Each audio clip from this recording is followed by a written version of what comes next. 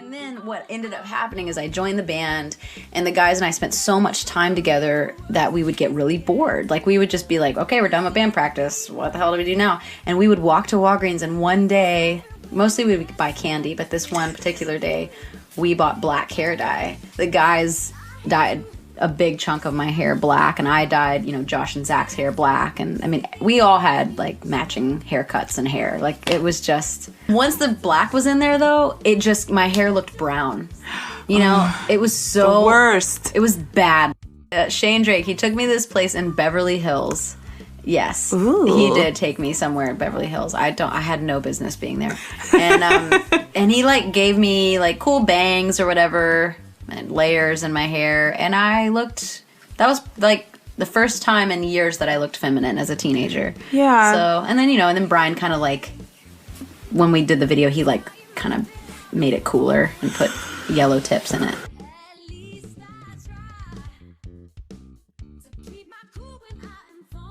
I spent from 2006 to, around the time that Riot came out, really discovering makeup and discovering myself as a girl.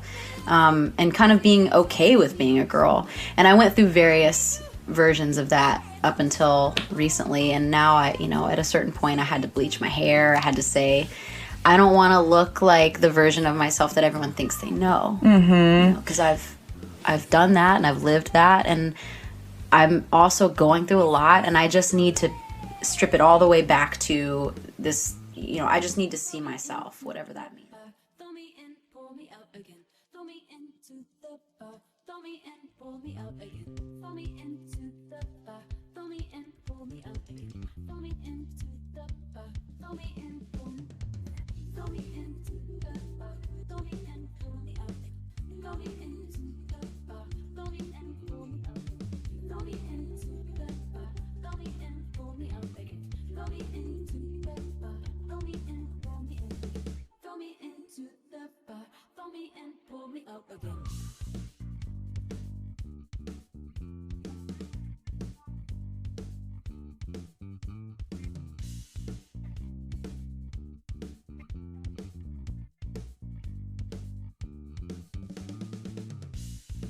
I hate to say I told you so. They love to say they told me so. I hate to say I told you so. They love to say they told me.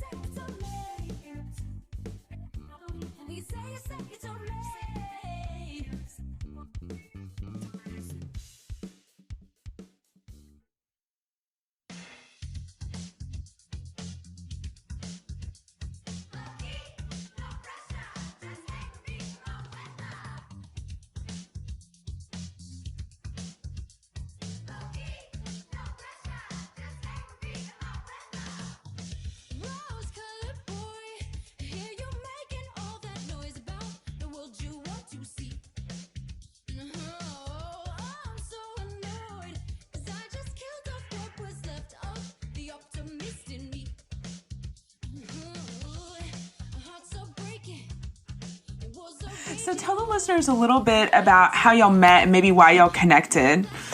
I was looking for, I basically was trying to do something with my hair that I knew I couldn't do by myself, or I wasn't really willing to try it because we had to shoot a video the next week.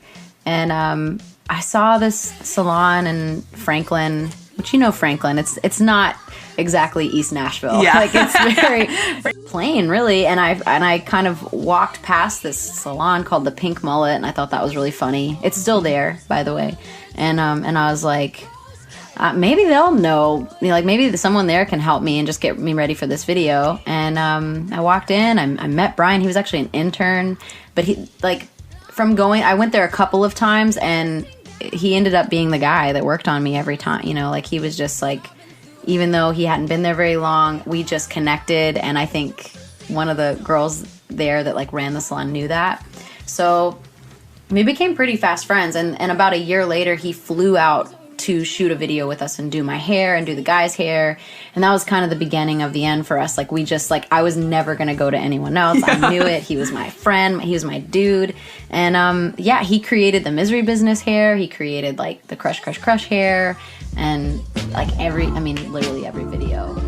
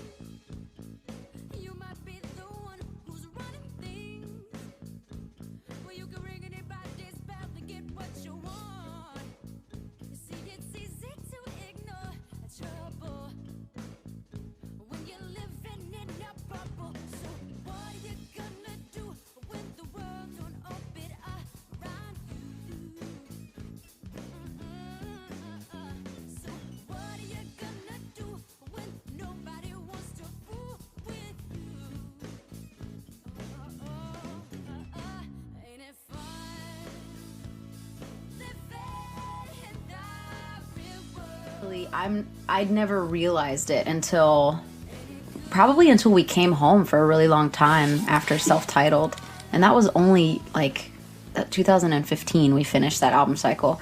So I started realizing how much of my identity was wrapped up in, articles that had been written about me, or a photo shoot that followed me all through my 20s.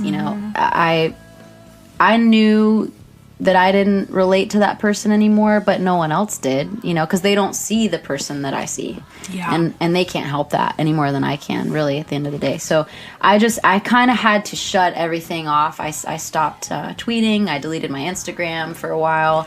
I took a long break. And that's, what's weird about that is that's actually risky in this day and age, for a musician or for an artist, for a person that's in the spotlight, to just kind of cold turkey shut everything off. I don't even know that I realized how risky it was at the time, but man, it was the best thing that I did for myself. And I called Brian, my friend, who, my best friend, my hairstylist for 10 years, and my partner in Good Die Young, and I said, you're gonna hate me, but it's time to bleach the shit out of my hair. Like, I don't want to see a trace of color. I don't want to know myself for like 5 days. When I want to surprise myself every morning when I look in the mirror, because I want to have to get to know this person, not based on how I present myself to the world, but I'm gonna use this tool, this one tool that I know works for me.